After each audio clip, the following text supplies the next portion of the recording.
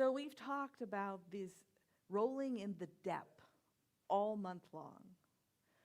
Today, I say go deeper. So I don't know what these are. I think these are sperm whales. They're manatees. So manatees just kind of exist in the space. They're the most peaceful creatures if you ever watched them, right? But I did not have a peaceful week. Have you ever had one of those weeks when everything seems to be imploding on you, where you feel like you've got 10 things to do and you only have time to do 2 or 3, and everything is critical, like it all has to get done now? Well, I see some of you smiling and nodding your heads, so you understand where I'm coming from. So let me not go there yet. Let me go back here. So I have 2 businesses that I run. I've got 5 hospices that I'm working with right now. I have my family, and my car needed repair this week. So there were times when I was in my space of going, oh my gosh, how am I going to get through the day? And that's when I thought, well, I've got to go deeper. I got to go deeper with my breath work. And I know that Bill gave us an amazing talk a couple weeks ago about how important breath is. So we're going to go deeper. Be going deeper with our awareness. And I know that Reverend Joe talks about our awareness all the time and where do we put our mind. And then going into the presence, right here, right now, and what we can do to be in the presence to relieve the craziness of life. So breathing. There's been new research done that says that our brain and our heart don't talk to each other really well. And one of the ways that we can better the communication is by doing meditation. And they found that a certain type of meditation, breathing, actually can help the communication, which increases the pineal gland, that's the third eye, and the vagus nervous system, which is what basically keeps everything calm and peaceful and working the way it's supposed to in our system. So we're going to try it here today. I'm going to just share it with you. It's a 2-minute process. Now, I've heard that 12 minutes is typically the length of a meditation. If you do it every day, you'll see a significant change in your life. 20 or 30 minutes is when you actually start reprogramming your brain. So if you can work up to 45 minutes of doing this, it'll actually change your physiology. But we're just going to do it for 2 minutes. Okay, so here's how it works. I'm going to pull up my timer so I make sure that I'm only doing it for 2 minutes. Where's my timer? There we go. So here's how it works. First step, you breathe in. Actually, the first step is you acknowledge your heart. So touch your heart, or where it would be on your chest. So because where we focus our energy is where the energy flows, right? So we have our heart. I want you to imagine as you breathe in, that you breathe in through and to your heart. So we're going to breathe in to the count of 5. Ready?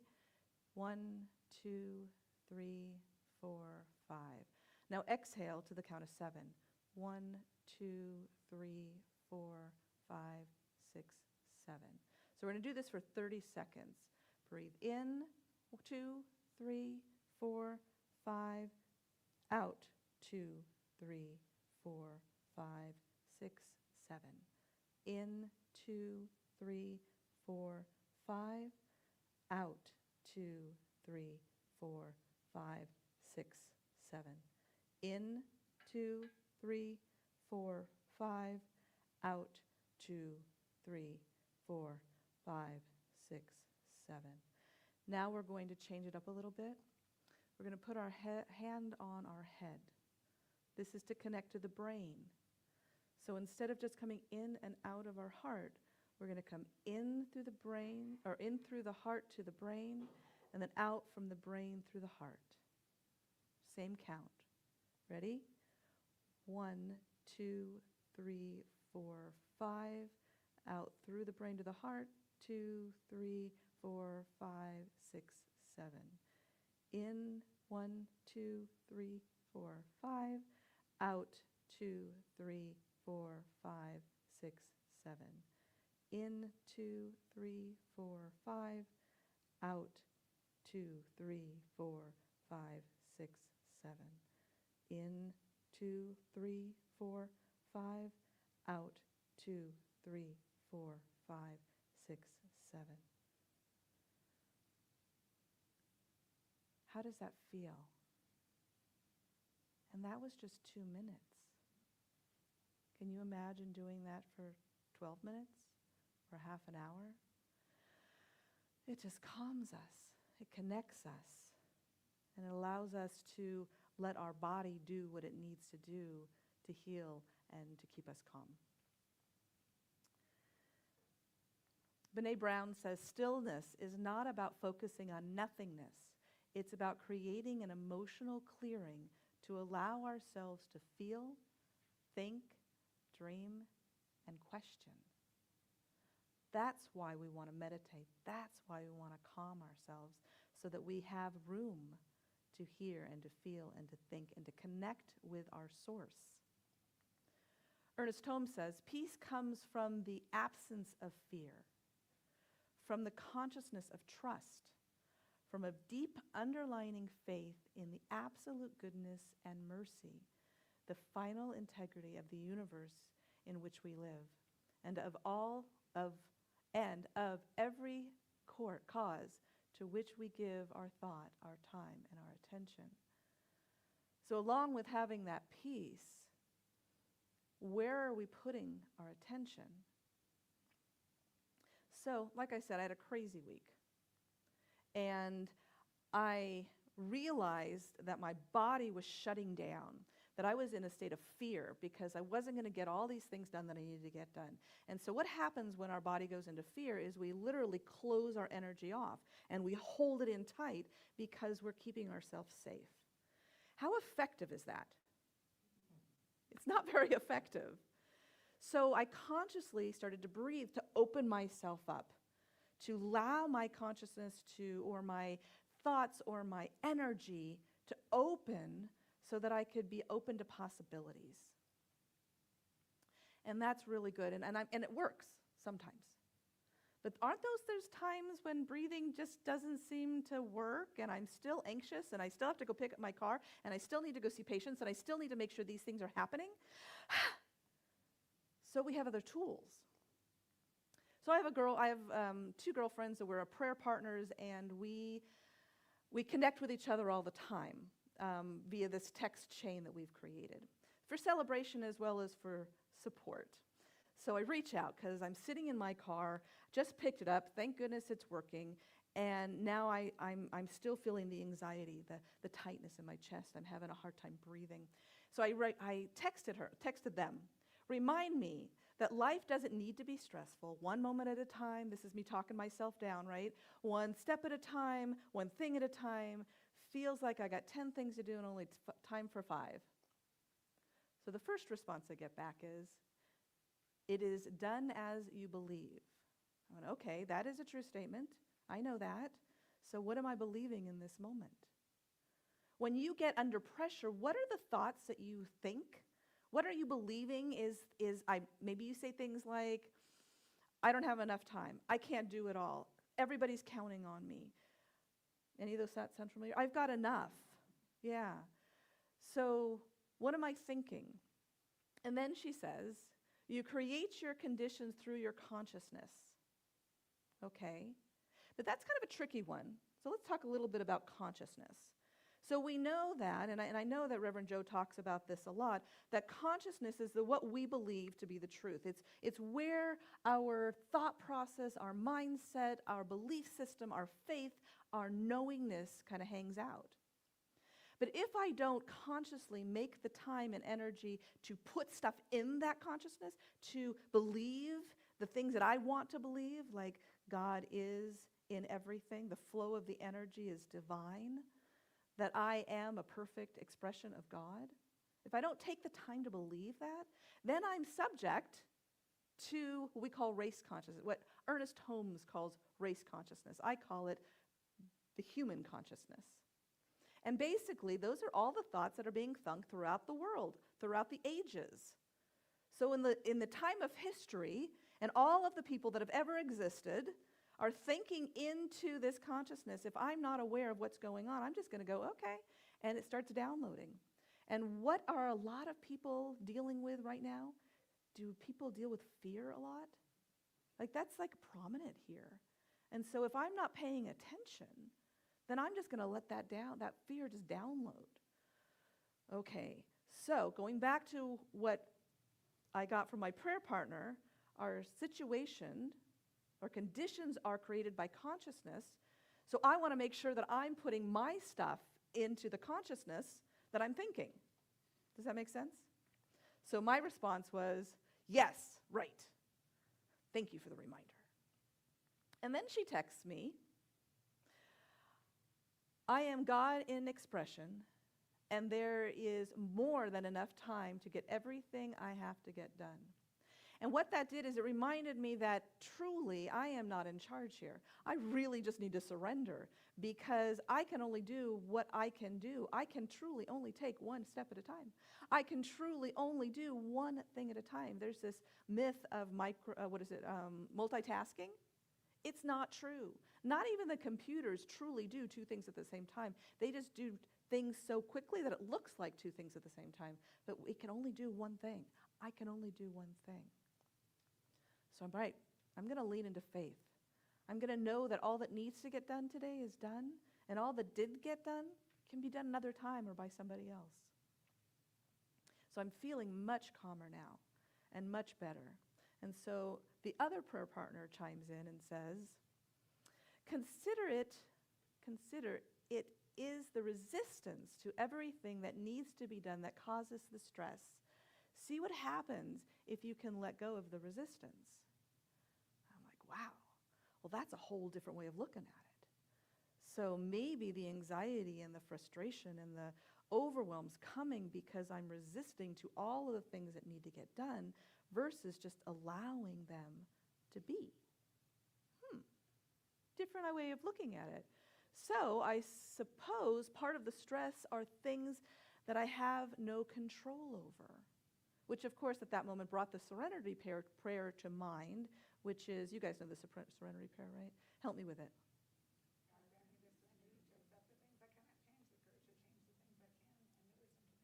And the wisdom to know the difference. Thank you.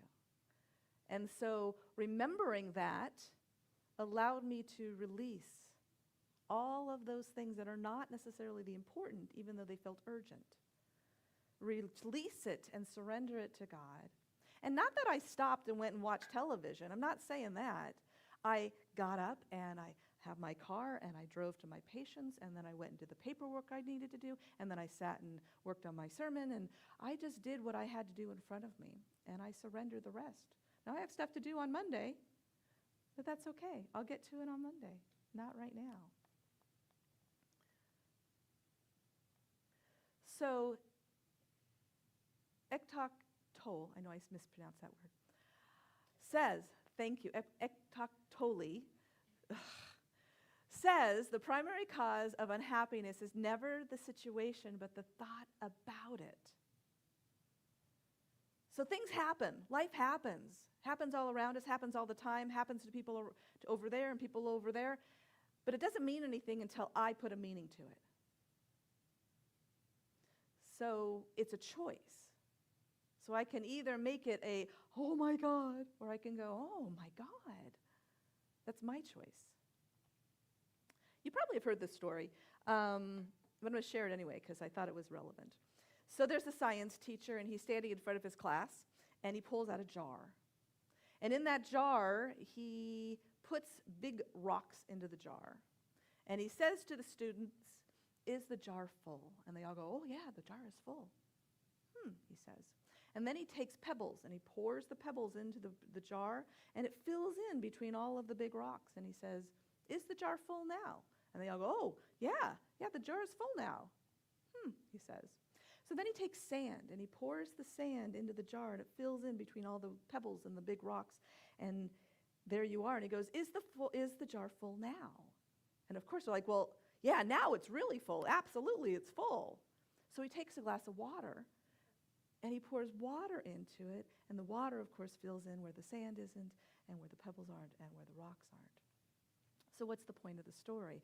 The big rocks are the important things in life. If we put the sand in first, we've not got no room for the big, important things in life. The sand are distractions. So make sure that when you're putting your life together, your jar together, you're putting the big rocks in, and then allowing the sand to fill in the rest. Those are the distractions of life. But you're focusing on those important things, what really matters. Make sense?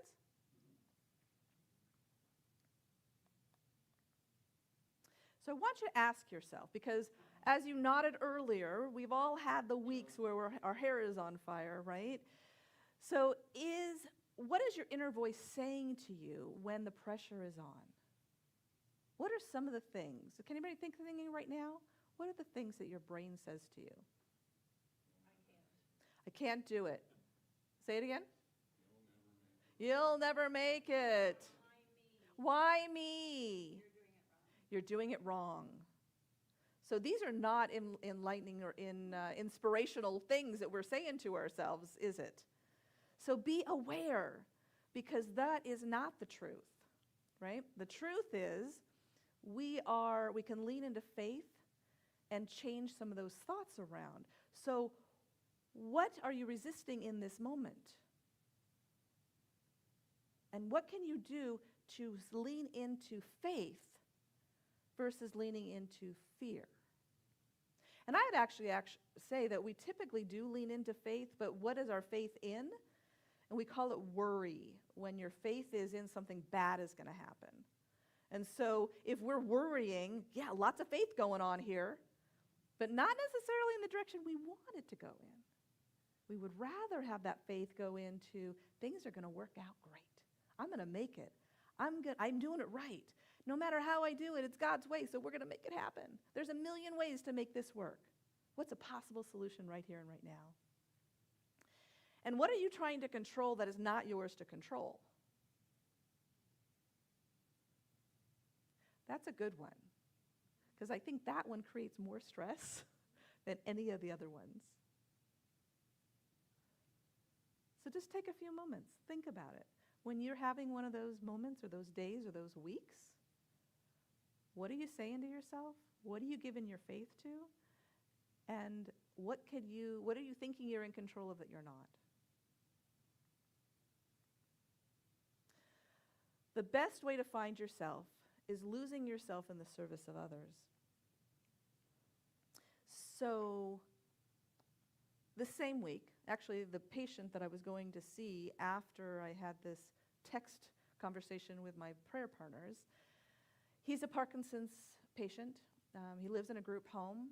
He doesn't have family. And his room is basically 2 hospital beds and a television. And so I go in, and he's covered up, and I have this chair that I take with me. It looks like a kind of an accordion. Put my chair down, and he looks up at me, and I'm going, do you remember me? And he smiles, and he goes, yes. So I sit down, and I said, would you like to do the rosary today? Now, his body trembles. They have tremors because he's got Parkinson's. So he never has the ability just to stop moving and relax. It's like being in the ocean constantly, always moving. And he said, yes, please. So I pull up the rosary. He's Catholic, so it makes sense. So I pull up the rosary on the phone, and I sit and I recite the rosary with him. It's a wonderful meditation. And even though he doesn't have a lot of voice, he mouthed the words through the whole thing. I stopped it at one point. I said, are you okay? Do you want to continue? And he goes, yes. I put it back on, and we continue. And I can watch the peace happen on his face. Now, after the rosary, he said, music, please. And I know he likes to listen to country gospel. So I bring up the country gospel on my phone, the karaoke type, because I don't know the words to it, so I want to sing along. So I'm singing along with it, so he feels like I'm serenading him. And he pulls his hand out, and it's trembling from his blanket, and he reaches his hand out. And so I take it, and he's trembling, and he starts singing the words with me. And so we sat there, and we sang. And when everything was said and done, I said, God bless you. I'll see you next time. And clear as day, I don't know where the voice came from. He said, God bless you too. And so I got up and I put my chair back and I carry it out. And as I'm walking to my car, there was no stress. There was no anxiety. There was nothing but this peace in me. Service is one of those things that allows us to get out of our own way and connect with another human being. What a gift that he gave me that day. So grateful. So going deeper. We want to go deeper with our breath. Start with breathing and being still. Go deeper in your awareness. Start, and you probably already do actually, because I know that I spend a lot of time paying attention to what I'm thinking. And yet I still need to remind myself to pay attention to what I'm thinking. So go deeper and think about what you're thinking. Be aware.